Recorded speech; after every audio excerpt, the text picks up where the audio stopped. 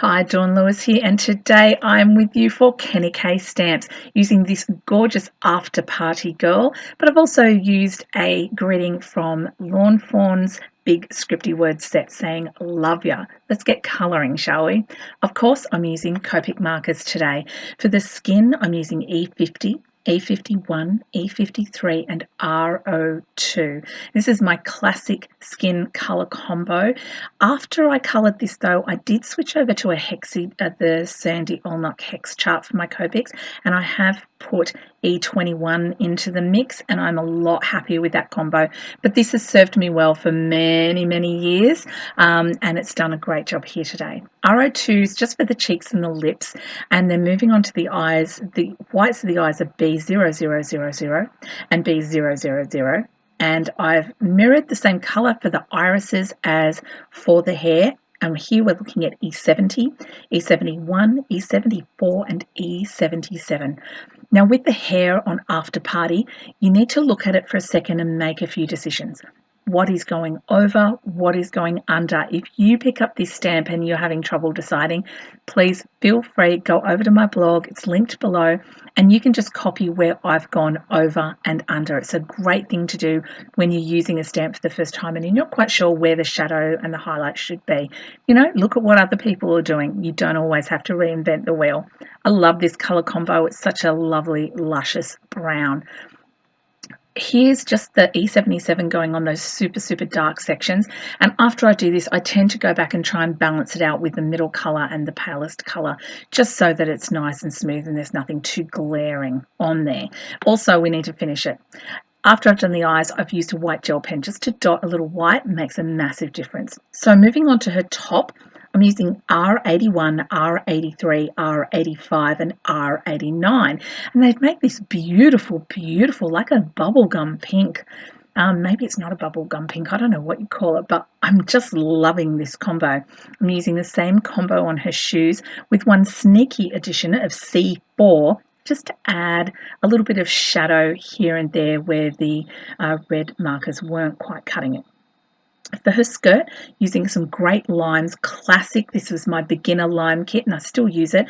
YG00010305, and a few little corrections with the zero colours blended there. Moving on to her belt and necklace, BB20, 23, 25 and 29. We're moving on to the card. Now this is the Kaiser Crafts Modern Doily die. It's the first time I've used it and I had to run it through quite a few times to just get it right.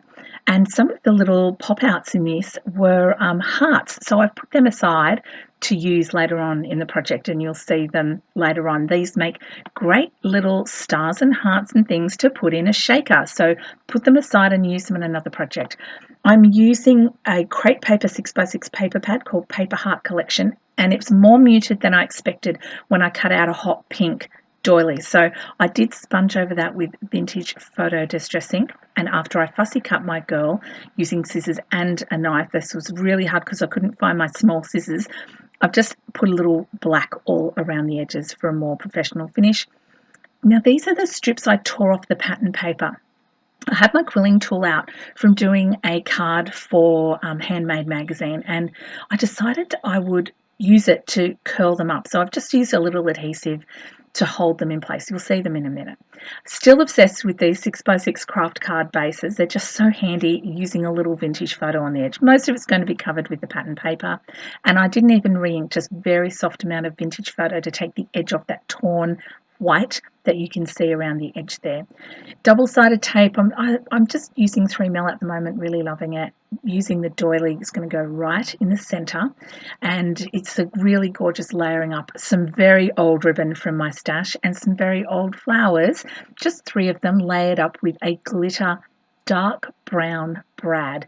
If you want to add your own glitter, you could certainly do that with a spicker pen or some nail polish. So here's the little rolled up sections. I've turned them into kind of vintagey roses, and if you didn't want them quite as tall as these ones are, you could definitely trim the strip down before you roll it. So I thought that these were a really cute addition. I am adding a little bit of this brown kind of waxy twine. I bought a massive roll of it for a project, changed my mind. Now I'm trying to use it everywhere I can. They're kind of like faux leaves on the flower there. I've used my Misty to stamp the greeting, love ya. This is from Big Scripty Words by Fawn. I'll link to that in the shop below. I love this gorgeous Big Scripty Words. I think I want to keep one for myself. I didn't want stark white, so I've inked it all over with vintage photo distress ink, and I'm literally using my scraps here, some dark brown cardstock, just to mat it, and it's come up so nicely. I've inked up some of those leftover hearts from the doily die using the vintage photo, and I'm adding them with some Tombow mono adhesive to my greeting. It's come up so nicely. I was so pleased with the way this all came together. I don't pre-make a card and then make it again for video. What you see is me making it up as I go. I do hope you've enjoyed this video. I was so chuffed with the way this card came out. Usually I'm very simple, but this one's a little more fussy, but I had to use my new doily die. It was great fun. I hope that you have enjoyed it. If you have questions, please ask. I want to thank you so much for watching and subscribing. Have a crafty day, and I'll see you next time. Bye for now.